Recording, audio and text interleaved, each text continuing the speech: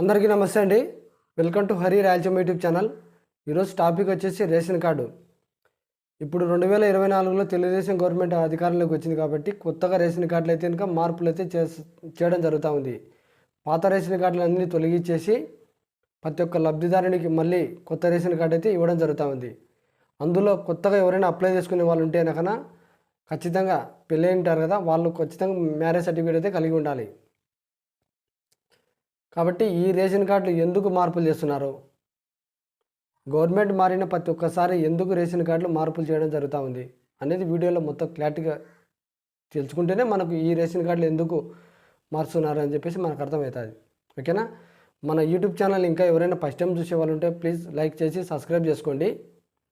అయితే కనుక మనకు సంక్షేమ పథకాలు లబ్ధి పొందాలంటే ఖచ్చితంగా ప్రతి ఒక్క లబ్ధిదారునికి ఇప్పుడు ఉండేటువంటి జనరేషన్లో Aadhaar card, ration card compulsory ఉండాలి. అయితే కనుక ఆధార్ కార్డు లేని సమయంలో మనం సంక్షేమ పథకాలు లబ్ధి పొందాలంటే కనుక రేషన్ కార్డే మనకు ఆధారం. మరి రేషన్ కార్డు 2006లో మనకు గవర్నమెంటే ప్రతి ఒక్క గ్రామంలో వచ్చి ఈ రేషన్ కార్డు అయితే ఇవ్వడం జరిగింది. అయితే కనుక 2006లో ఇచ్చినటువంటి రేషన్ కార్డు ఏ విధంగా సంక్షేమ పథకాలకు ఉపయోగపడింది, వాటి వలన గవర్నమెంట్కి ఏమైనా నష్టం జరిగిందా, లేకుంటే ప్రజలు ఏమన్నా మోసం చేసి లబ్ధి పొందేవాళ్ళ అనేది ఒక్కసారి వీడియోలో క్లారిటీ చెప్తాను. అయితే మనకి ఇచ్చినటువంటి రేషన్ కార్డు ఒకసారి మీరు బాగా గమనించండి. 2006లో ఇచ్చినటువంటి రేషన్ కార్డు ఒకసారి స్క్రీన్ పైన ఇచ్చాను, ఫోటో వాళ్ళ డీటెయిల్స్ అయితే ఉండవు, ఒకసారి దాన్ని చూపిస్తాను చూడండి. మనకి ఇచ్చినటువంటి రేషన్ కార్డు పైన ఫోటో ఉంటుంది, పక్కన సైడ్కి వచ్చేసి కింద వచ్చేసి పేర్లు ఉంటాయి.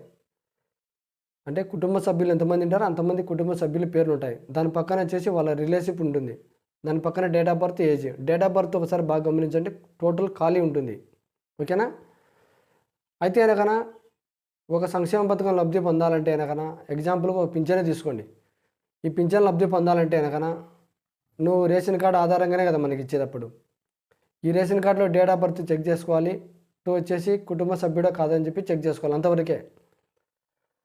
వచ్చేసి మన వాళ్ళు ఏం చేసినారంటే కొంతమంది మేధావులు ఈ రేషన్ కార్డులో ఉన్నటువంటి డేట్ ఆఫ్ బర్త్ కాకుండా సిస్టంలో ఆటోమేటిక్ సిస్టంలో పింఛన్కి ఏదైతే eligible date of birth date mention చేసి ఎలిజిబుల్ అవుతాడో ఆ డేట్ ఇచ్చామంటే ఆటోమేటిక్గా సబ్మిట్ అయ్యేది. ఎందుకంటే సిస్టమ్ అప్పుడు అట్లా ఉండేది. నువ్వు పింఛన్ లబ్ధి పొందాలంటే కనుక ఈ రేషన్ కార్డులో ఏసి తక్కువ ఉన్నా కూడా సిస్టంలో నీకు కావాల్సిన డేట్ ఇచ్చామంటే పింఛన్కు నువ్వు ఎలిజిబుల్ డేట్ ఇచ్చినావంటే కనుక ఆటోమేటిక్ తీసుకొని పింఛన్ వచ్చేది. అట్లా కొంతమంది మేధావులు చేయడం వలన వీటిని గవర్నమెంట్ కొద్ది రోజుల తర్వాత కనిపెట్టింది. ఈ వ్యవస్థ పింఛన్దారులకు చాలా మోసం జరుగుతున్నాయి, లబ్ధి పొందుతున్నారని చెప్పేసి ఈ 2006లో ఇచ్చినటువంటి రేషన్ కార్డు పింఛన్కు రద్దు చేసినారు. తర్వాత రాజశేఖర రెడ్డి కాంగ్రెస్ గవర్నమెంట్లో రాజశేఖర రెడ్డి చనిపోయిన తర్వాత కిరణ్ కుమార్ రెడ్డి ఇచ్చిన రేషన్ కార్డులో ఒకసారి చూపిస్తే అది కూడా చూడండి. దాంట్లో డేట్ ఆఫ్ బర్త్ మెన్షన్ చేసినాడు, డేట్ మెన్షన్ చేసినాడు, డేట్ ఆఫ్ బర్త్.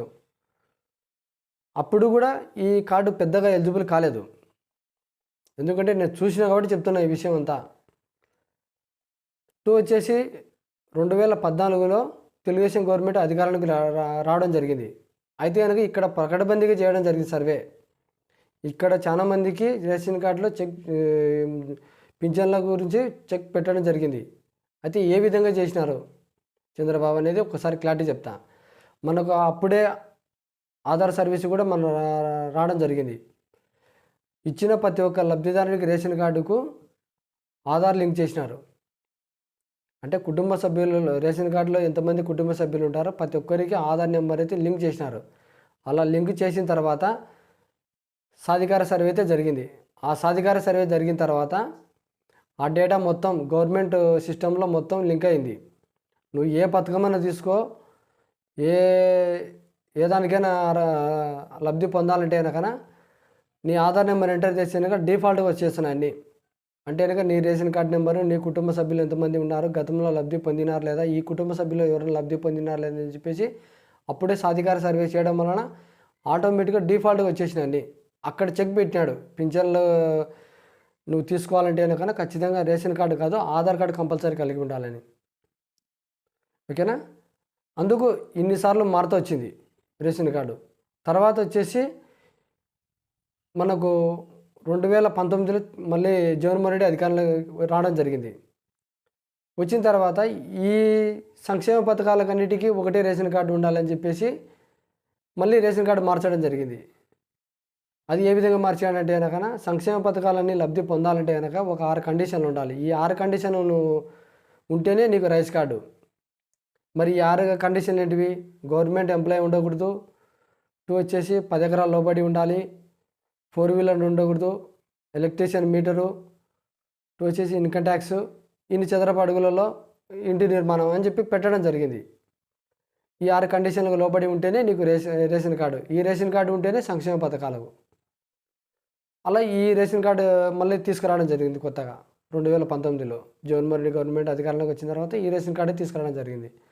ఇప్పుడు ఏం జరిగిందంటే కనుక 2024లో ఎలక్షన్ల కంటే ముందు ఏది నారా లోకేష్ యువగలం ప్రచారం జరుగుతుంది. ఈ యువగలం ప్రచారంలో కొంతమంది లబ్ధిదారులు సార్ ఇట్లా కండిషన్ ఉండడం వల్ల మేము రేషన్ కార్డు లబ్ధి పొందలేకపోతున్నాము, 2 వచ్చేసి మేము రేషన్ కూడా తీసుకోలేకపోతున్నాము ఇట్లా దీనివలన, కాబట్టి మాకు రేషన్ కార్డు గవర్నమెంట్ అధికారంలోకి వచ్చిన తర్వాత రేషన్ కార్డు ఈ కండిషన్ తొలగించి ప్రతి ఒక్కరికి ఇవ్వాలని చెప్పేసి కొద్దిమంది అధికారులు లబ్ధిదారులు చెప్పడం జరిగింది. 2 వచ్చేసి ఇప్పుడు 2024లో తెలుగుదేశం గవర్నమెంట్ అధికారంలోకి వచ్చిన తర్వాత ఈ వ్యవస్థ మొత్తాన్ని రద్దు చేసి మళ్ళీ కొత్త రేషన్ కార్డులు అయితే కనుక ఇవ్వడం జరుగుతూ ఉంది. మరి ఏ విధంగా ఇస్తున్నారు చెప్పే కదా, గతంలో ఉన్నటువంటి కండిషన్లు మినహాయింపు చేస్తున్నారు అంతవరకే. అంటే కనుక 10 ఎకరాల లోబడి ఉంటే కనుక ఒక 6 ఎకరాలు 7 ఎకరాలు 8 ఎకరాలు వాళ్ళు ఎంత పెట్టారో తెలియదు మనకు, అది అంటే మినహాయింపు చేస్తారు. 2 వచ్చేసి ఒక గవర్నమెంట్ ఎంప్లాయీ ఉంటాడు, ఆ గవర్నమెంట్ ఎంప్లాయీ ఉన్నటువంటి భార్యాభర్తలు ఇద్దరిని తొలగించేసి మిగతా వాళ్ళకు రేషన్ కార్డు అయితే ఇవ్వడం జరుగుతుంది. అలాగే ఇన్కమ్ ట్యాక్స్ కడుతుంటారు, ఎవరైతే ఇన్కమ్ ట్యాక్స్ కడతారో భార్యాభర్తలు తొలగించేసి మిగతా కుటుంబ సభ్యులకైతే ఇస్తారు. వాళ్ళు కూడా కుటుంబ సభ్యులలో ఇద్దరు మ్యారేజ్ ఏంటి అనకన్నా మ్యారేజ్ సర్టిఫికేట్ కంపల్సరీ కావాలి కొత్తగా అప్లై చేసుకునే వాళ్ళు. ఇది కొత్తగా మన గవర్నమెంటు ఇప్పుడు ఉన్నటువంటి గవర్నమెంట్ కొత్త రేషన్ కార్డు అయితే జీవో తీసుకురావడం జరిగింది. ఓకేనా? ఇంకా మీకు దీంట్లో ఏదైనా డౌట్ ఉంటే కామెంట్లో అడగండి. 2 వచ్చేసి ఈ రేషన్ కార్డు ఏమైనా సంక్షేమ పథకాలకు గతంలో ఉపయోగించినట్టుగా ఈ రేషన్ కార్డు కూడా అలాగనే ఉపయోగిస్తారా అంటే కనుక దీనికి దానికి ఎటువంటి సంబంధం లేదు. నేను గత వీడియోలో చెప్పాను ఆ రేషన్ కార్డు ఈ గవర్నమెంట్లో పనిచేయదు అని చెప్పేసి నేను ఫస్ట్ నుంచి ప్రతి ఒక్క పథకంలో చెప్తా వచ్చినాను. ఎందుకంటే కనుక నాకు తెలుసు కాబట్టి చెప్తున్నా, లేకుంటే కనుక నేను కావాల్సి చెప్పాల్సిన అవసరం నాకు లేదు.